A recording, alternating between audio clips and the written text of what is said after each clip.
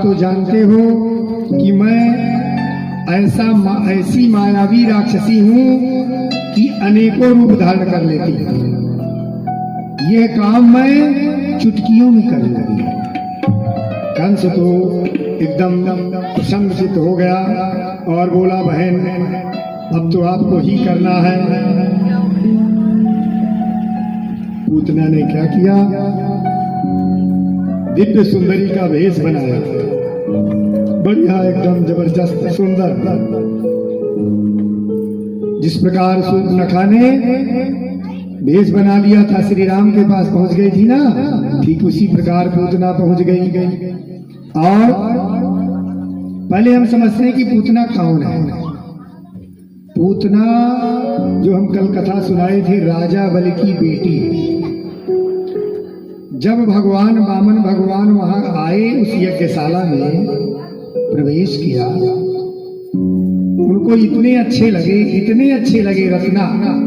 तो रत्ना ने क्या कहा, मन में विचार किया, भगवान सबके मन की बात को जानते हैं, कुछ कहने की जरूरत नहीं है कि प्रभु ये दे दो, ऐसा कर दो, वैसा कर दो, कुछ नहीं। वामन भगवान उसके मन की बात जान गए। उसके मन में रत्ना के क्या चल रहा था, इस तरह का बालक यदि मेरे हो जाता और मैं दूध पिलाती तो मैं तो सौभाग्यशाली हूँ। भगवान ने कहा आपको दूध पिलाने का मौका मिलेगा। भगवान जान रहे हैं, रत्ना जान रही, कोई और नहीं जानेगा। अब जब भगवान ने विराट रूप धारण किया था, अब विराट रूप धारण करने के बाद राजा बलि का सब कुछ हरण कर लिया। तब उसको गुस्सा आ गया कि मेरे बाप का तो सब कुछ ले गए,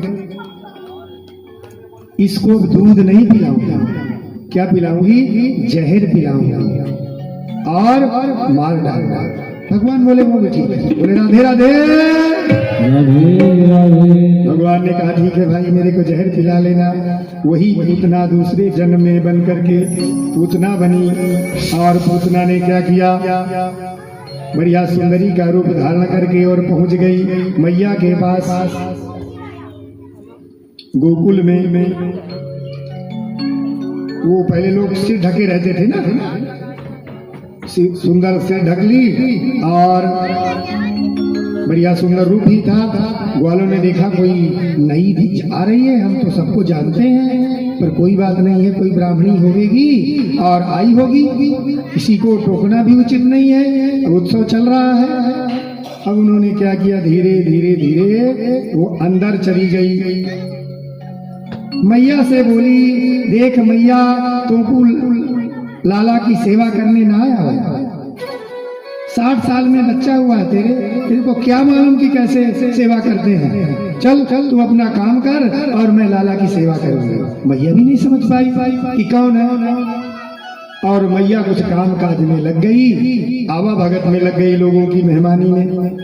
इधर पूतना ने बढ़िया मौका देखा। भगवान जब पूतना को देखते हैं, आंख बंद कर ली, आंख को मूंद लिया, कह लीजिए, आंख बंद कर लिए। जब आंख बंद कर लिए तो राजा परीक्षित ने सुखदेव जी महाराज से निवेदन किया कि प्रभु, भगवान ने आंख क्यों बंद कर लिया।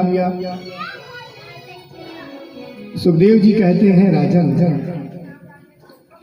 जैसे पूतना पहुंचती है और पहुंच करके भगवान को तो बढ़िया अच्छा सुंदर देखा, पर भगवान आंख बंद किए हुए थे। कोई छोटा सा बच्चा हो, यदि आंख बंद किए हो तो अच्छा नहीं लगता।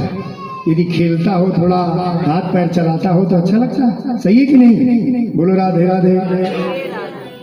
भगवान ने इसलिए बंद कर दिया कि ये तो मायावी है और मैं कौन हूँ, माया का पति हूँ।